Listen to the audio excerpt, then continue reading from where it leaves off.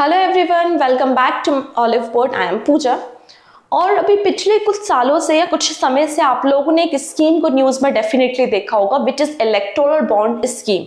क्या है ये स्कीम, क्या फ़ायदे हैं, क्या नुकसान है, क्यों यहाँ पे सुप्रीम कोर्ट ने इसे अनकॉन्स्टिट्यूशनल डिक्लेयर कर दिया, उन सारी बातों को हम यहाँ पर डिस्कस करने वाले हैं फेज 1 एंड फेज 2 के क्वेश्चन के साथ। ठीक है, तो आइए स्टार्ट करते हैं आज का वीडियो। और सबसे पहले बात करेंगे आज का क्वेश्चन, जिसका आंसर आप हमें कमेंट सेक्शन में दे सकते हैं।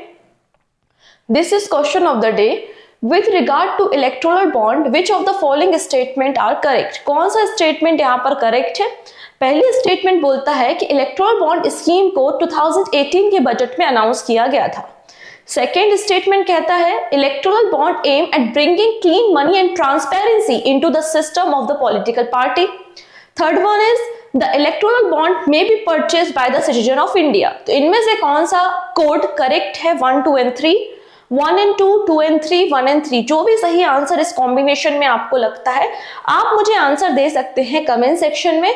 और ये एक एक्सपेक्टेड क्वेश्चन है जो आरबीआई के पेपर में या बैंकिंग एग्जाम में पूछा जा सकता है मेंस में, because electoral bond scheme recently news में थी। जो भी आंसर आप कमेंट में दीजिएगा और आंसर नहीं भी पता है तो भी कोई टेंशन वाली बात नहीं है, वीडियो को एंड तक देखो और एंड तक जाते जाते आपको डेफिनेटली इस क्वेश्चन का आंसर मिल जाएगा। डन। इसके अलावा मैं बताना चाहती हूँ कि मिनिस्ट्री ऑफ फाइनेंस के अंदर ऑपरेट होने वाली एक लास्ट स्कीम हम डिस्कस कर रहे हैं। इसके बाद हम दूसरी मिनिस्ट्री को पिक करेंगे जहां पर हम कुछ और नई स्कीम्स को डिस्कस करेंगे। मतलब मिनिस्ट्री ऑफ फाइनेंस आपकी वाइंड अप हो रही है। सारे के सारे वीडियो प्लेलिस्ट में अवेलेबल हैं, आप उन्हें पढ़ सकते हैं, नोट्स बना सकते हैं। नोट्स बनाने के लिए टेलीग्राम ज्वाइन कर सकते हैं, current affairs with Pooja ma'am. तो इजिली आप वहां से पीडीएफ को डाउनलोड करके भी नोट्स बना सकते हैं। आइए हम देखेंगे क्यों ये स्कीम न्यूज में है। कुछ समय पहले सुप्रीम कोर्ट ने एक 5 जजेस की कमेटी बनाई थी और उस कमेटी को हेड कर रहे थे डॉक्टर डीवाई चंद्रचूड़। और उस कमेटी ने कुछ फैसला लिया। क्या कहा कमेटी ने? तो सुप्रीम कोर्ट की कमेटी ने कहा कि ये जो इलेक्टोरल बॉन्ड है ये अनकॉन्स्टिट्यूशनल है। ये हमारा जो फंडामेंटल राइट है, right to freedom under the article 19(1) sub clause से इसे ब्रीच करता है। तो इसलिए ये अनकॉन्स्टिट्यूशनल डिक्लेयर किया गया। और एसबीआई को तुरंत के तुरंत ऑर्डर दिए गए कि आप अब कोई भी न्यू इलेक्टोरल बॉन्ड को इशू नहीं करेंगे। इसके अलावा जितने भी डोनर है, जितने भी रेसिपेंट है, उनकी जो भी आपके पास इंफॉर्मेशन है वो आप इमीडिएट बेसिस से इलेक्शन कमीशन ऑफ इंडिया को सबमिट करो।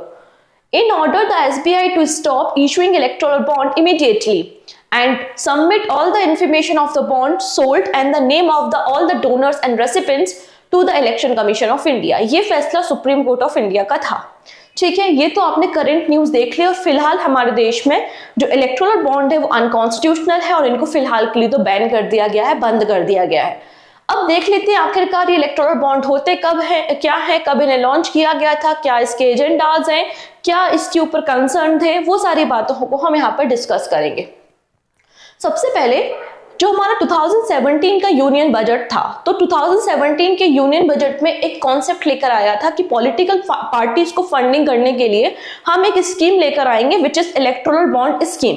इससे फायदा ये इन्होंने बताया कि ट्रांसपेरेंसी और क्लीन तरीके से अपनी फेवरेट पॉलिटिकल पार्टी को आप फंड कर सकते हैं। इसके अलावा पहले जो पैसों में लेन देन, मतलब कैश में जो लेन देन चलता था ना, कि आप किसी पॉलिटिकल पार्टी के ऑफिस जा रहे हैं और 1 करोड़ 10 लाख रुपीज आप पॉलिटिकल पार्टी को देकर आ रहा है, तो इससे ब्लैक मनी का सर्कुलेशन भी बहुत ज्यादा बढ़ रहा था। तो यहाँ पे टारगेट यही था कि एक तो ऑथेंटिकेट जो आपके लोग हैं पॉलिटिकल पार्टी को जो पैसा देना चाहते हैं, तो उनका भी एक डेटाबेस रेडी हो और ब्लैक मनी का सर्कुलेशन कम हो जाए या खत्म हो जाए एंड ट्रांसपेरेंसी मेंटेन रहे। क्योंकि यहाँ पर जो इलेक्टोरल बॉन्ड होते हैं उसमें 2000 रुपए से ज्यादा आप कैश दे ही नहीं सकते। अगर आप अपनी फेवरेट पॉलिटिकल पार्टी को फंड करना चाहते हैं तो आपको डिजिटल मोड में जाना पड़ेगा, एसबीआई के पास जाना पड़ेगा, केवाईसी कराना पड़ेगा और उसके बाद ही आप फंड कर पाओगे कि 2000 रुपए से ज्यादा कैश फंडिंग अलाउ नहीं है। तो ऐसा 2017 के बजट में हमारे कैबिनेट का कहना था कि ये जो हम इलेक्टोरल बॉन्ड स्कीम लेकर आ रहे हैं इससे ब्लैक मनी का सर्कुलेशन कम होगा, अकाउंटेबिलिटी बढ़ेगी, इसके अलावा ट्रांसपेरेंसी बढ़ेगी और कोई भी इंडिविजुअल, कोई भी बिजनेसमैन या कंपनी, ट्रस्ट अपनी फेवरेट पॉलिटिकल पार्टी को फंडिंग कर सकता है। और ये जो स्कीम है इसको 2018 में अनाउंस किया गया था। So electoral bond are the money instrument like a promissory note promissory note की तरह ही आपको इलेक्टोरल बॉन्ड देखने को मिलते हैं, which can be bought by the companies and individuals in India from the State Bank of India। केवल और केवल हमारी कंट्री में स्टेट बैंक ऑफ इंडिया की ही कुछ क्लासिफाइड ऑफिसेस या क्लासिफाइड या डेजिग्नेट ब्रांचेस ही थी जिनको अलाउ था कि आप इलेक्टोरल बॉन्ड्स को इशू कर सकते हैं and donate to a political party which can then encash these bonds. और हम किसी भी पॉलिटिकल पार्टी को, अपनी फेवरेट पार्टी को डोनेट कर सकते हैं और वो पार्टी इस बॉन्ड को इनकैश करा सकती है। The bond are only redeemable in the designated account of the registered political party। केवल रजिस्टर्ड पॉलिटिकल पार्टी को ही डोनेट किया जा सकता है और वो ही इसे रिडीम करा सकती हैं। अब ये जो इलेक्टोरल बॉन्ड है, कोई भी पर्सन इंडिविजुअल भी डोनेट कर सकता है और ज्वाइंटली भी यहाँ पर इलेक्टोरल बॉन्ड को खरीद के इन्हें डोनेट किया जा सकता है। इलेक्टोरल बॉन्ड स्कीम को 2018 में लॉन्च किया गया था। मकसद आपको क्लियर है, पॉलिटिकल पार्टी को ट्रांसपेरेंसी के साथ फंडिंग करना। Electoral bond was first announced in 2017 budget session. It was later notified in January 2018। ठीक है, अब यहाँ पर कुछ अमेंडमेंट किए गए थे जब इलेक्टोरल बॉन्ड को लेकर आया गया। सबसे पहली बात, ये जो इलेक्टोरल बॉन्ड स्कीम है एक तरीके से मनी बिल है और एक ये भी बहुत बड़ा कंसर्न था बिकॉज मनी बिल जो होते हैं ना, मनी बिल को केवल और केवल लोअर हाउस या फिर कह सकते हैं कि लोकसभा में ही प्रेजेंट किया जाता है और इसमें राज्यसभा के पास पावर नहीं होती। तो यहाँ पर जो हमारे कह सकते हैं जो चार्जेस लगाए गए हैं या जो अपोजिशन का भी कहना है कि यार ऐसा कोई बिल जिसमें मेजॉरिटी लोकसभा की है, मेजॉरिटी में वो बिल लोकसभा पास कर रहा है और एग्जिस्टिंग गवर्नमेंट की भी मेजॉरिटी क्या है, लोकसभा है। आप सभी को पता है अभी जो एग्जिस्टिंग गवर्नमेंट थी, क्योंकि अभी तो इलेक्शन चल रहे हैं, तो यहाँ पर जो बीजेपी गवर्नमेंट थी उनके पास 300 प्लस सीट्स आपको देखने को मिलेंगी इन लोकसभा में। तो जब किसी पार्टी के पास 300 सीट्स है, इसका ये मतलब आप किसी भी बिल को बहुत इजीली पास करा सकते हो। उस बिल में आप इजीली अमेंडमेंट कर सकते हो, स्पेशली जब मनी बिल है, क्योंकि राज्यसभा में अगर आप पहुंचोगे तो राज्यसभा में अपोजिशन देखने को मिलेगा, बट लोकसभा में तो इजीली बिल पास हो जाएगा। मतलब आप इस बिल में कभी भी कुछ भी अमेंडमेंट कर सकते हो। तो एक कंसर्न आपको ये भी देखने को मिलेगा। तो यहाँ पे जैसा कि लिखा है कि कुछ अमेंडमेंट करते हुए, कुछ एक्ट में अमेंडमेंट करते हुए इलेक्टोरल बॉन्ड को लेकर आया गया था। For example, finance act of 2017, the representation of people act 1951, the income tax act of 1961 and the company act of 2013। इन कुछ एक्ट्स के अंदर हमने इलेक्टोरल बॉन्ड स्कीम को लॉन्च किया है। आइडिया हमें क्लियर है कि ट्रांसपेरेंसी के साथ अपनी फेवरेट पॉलिटिकल पार्टी को फंडिंग प्रोवाइड करना, ठीक है। और गवर्नमेंट ने इस पूरी स्कीम को डिस्क्राइब किया था as a electoral reform and cashless digital economy. जो इलेक्टोरल बॉन्ड है ना, उसको पार्टी ने बेसिकली ये नाम देके रखा हुआ था।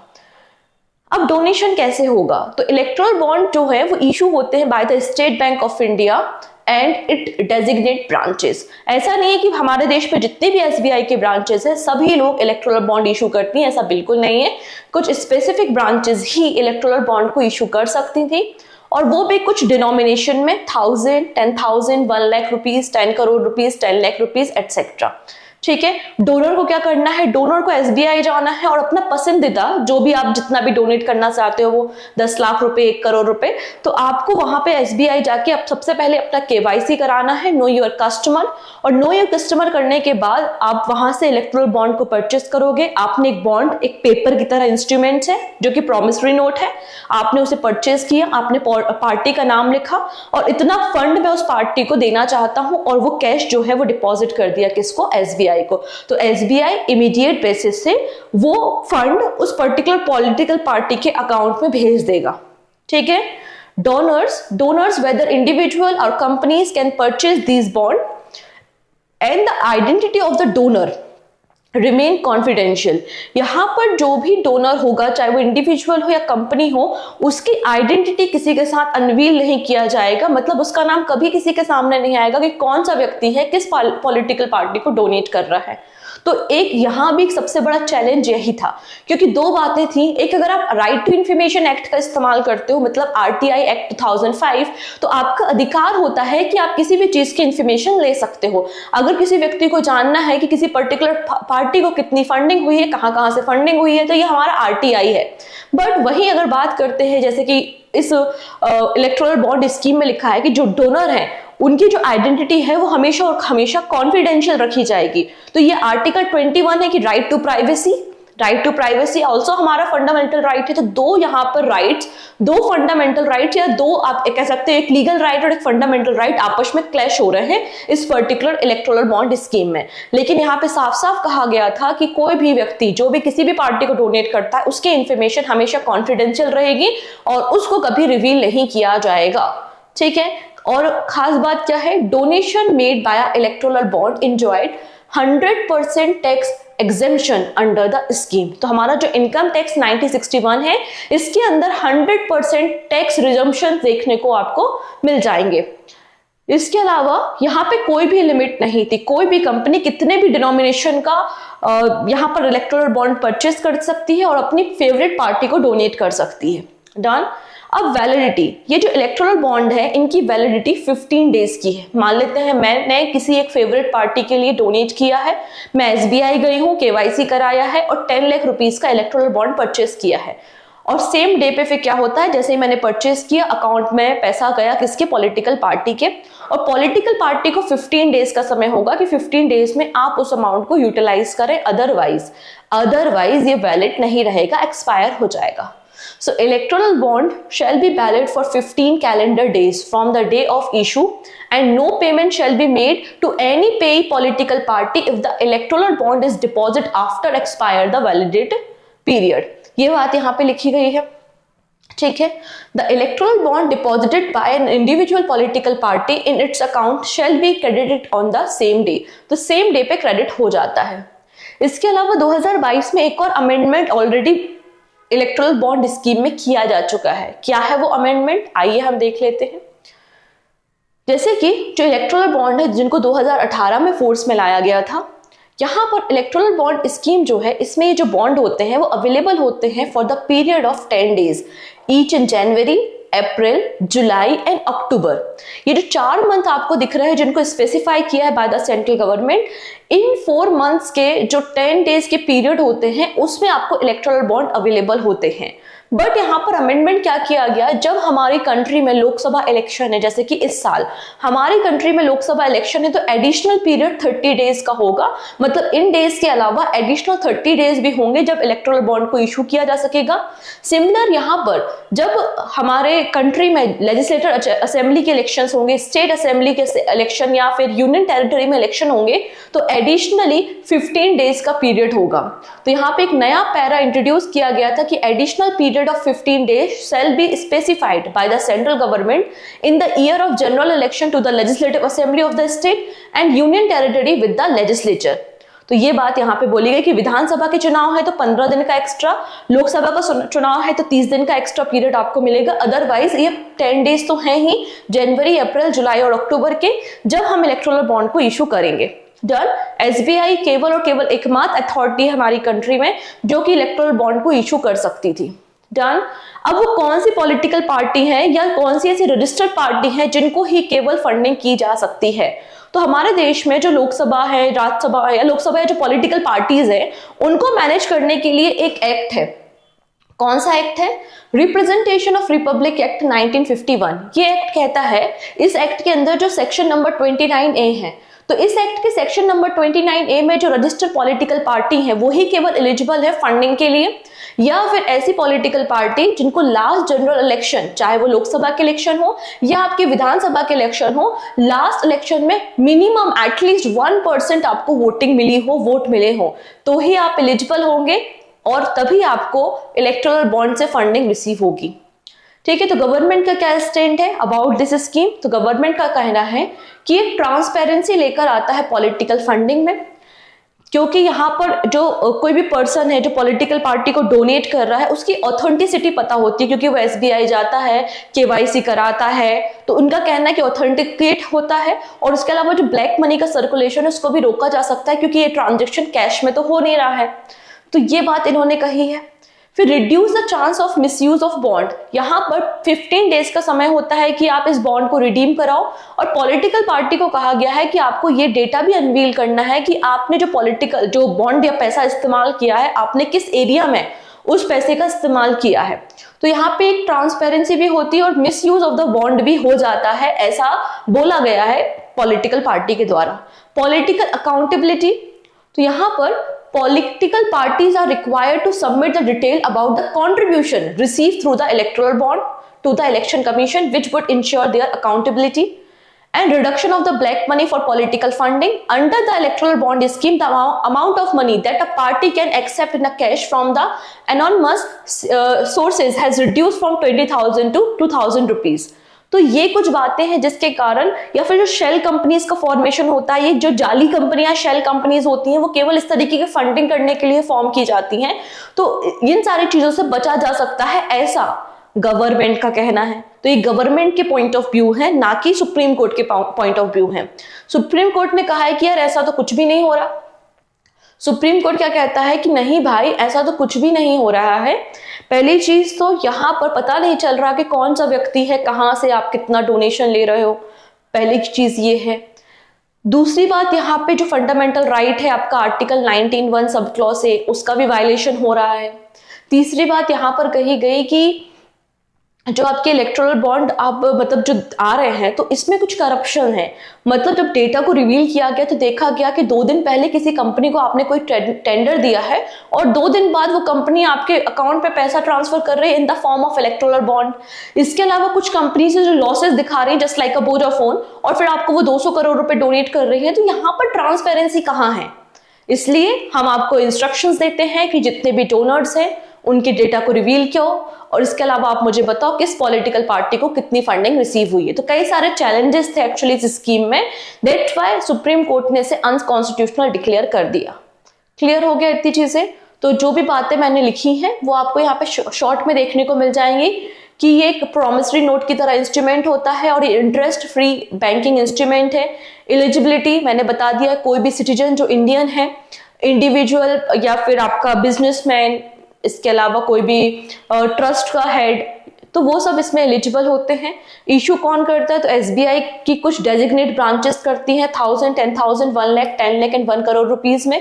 पीरियड ऑफ परचेज जैसा कि मैंने कहा कि 10 day each in the month of January, April, July and October में होता है। इसका लाइफ 15 डेज का होता है। और यहाँ पे डोनेशन किसको दिया जाएगा? कोई भी पॉलिटिकल पार्टी है जो रिप्रेजेंटेशन ऑफ पीपल्स एक्ट 1951 के सेक्शन 29A में आती है, तो वो यहाँ पर अथॉरिटी होती है जिनके लिए पॉलिटिकल बॉन्ड्स को मतलब इलेक्टोरल बॉन्ड को इशू किया जा सकता है। यहाँ पर डेटा रिवील किया है, क्या रिवील किया है कि अभी तक मतलब 2017, 18 से 21, 22 तक का डेटा है कि इतने समय में जो इलेक्टोरल बॉन्ड्स हमें रिसीव हुए हैं वो 9,200 करोड़ रुपीस के हुए हैं। और सबसे ज्यादा इलेक्टोरल बॉन्ड रिसीव हुए हैं बीजेपी को 5,271 करोड़ रुपीस। नेक्स्ट आपको कांग्रेस एंड देन टीएमसी देखने को मिलेगी। ये डेटा एसबीआई ने रिवील किया था, ठीक है, और वही डेटा मैंने आपके सामने रखा है। तो यहाँ पे आपको 2 क्वेश्चन दिख रहे हैं, एक फेज 1 का क्वेश्चन है, एक फेज 2 के लिए क्वेश्चन है। इन दोनों क्वेश्चन का आंसर और स्टार्टिंग में जो क्वेश्चन आपसे पूछा था उसका आंसर, मतलब 3 क्वेश्चन हो गए। तो 2 ऑब्जेक्टिव क्वेश्चन है जिनका आंसर आप कमेंट सेक्शन में दिखेंगे, और ये जो फेज 2 के लिए क्वेश्चन है इसको आप खुद से अपने लेवल पे लिखने की कोशिश करेंगे कि कैसा क्वेश्चन बन सकता है। एक्चुअली ये स्कीम इंपॉर्टेंट है तो आपका फेज 2 के लिए, मेंस के लिए भी इंपॉर्टेंट है, और हो सकता है इंटरव्यू में भी आपसे पूछ लिया जाए कि बताइए क्या चैलेंजेस थे इलेक्टोरल बॉन्ड स्कीम में, क्यों इसे सुप्रीम कोर्ट ने अनकॉन्स्टिट्यूशनल डिक्लेयर किया। तो आई थिंक आप समझ पा रहे होंगे कि ये टॉपिक कितना इंपॉर्टेंट हो जाता है। तो discuss the significance of the supreme courts decision striking down the electoral bond scheme and it's implication for the political fund transparency in India. तो इस पे आप अपने वर्ड्स में आंसर लिख सकते हैं, और यहाँ पे वैलिडिटी पूछी है इलेक्टोरल बॉन्ड की तो आप वो बता सकते हैं। तो 2 ऑब्जेक्टिव क्वेश्चन है, इन दोनों क्वेश्चन का आंसर आप हमें कमेंट सेक्शन में दीजिएगा। बाकी सारी बातें हम नेक्स्ट वीडियो में एक अगले डिपार्टमेंट की स्कीम के साथ हम डिस्कस करेंगे। अगर वीडियो पसंद आता है तो it's a humble request, please share the video and subscribe the channel. Take care.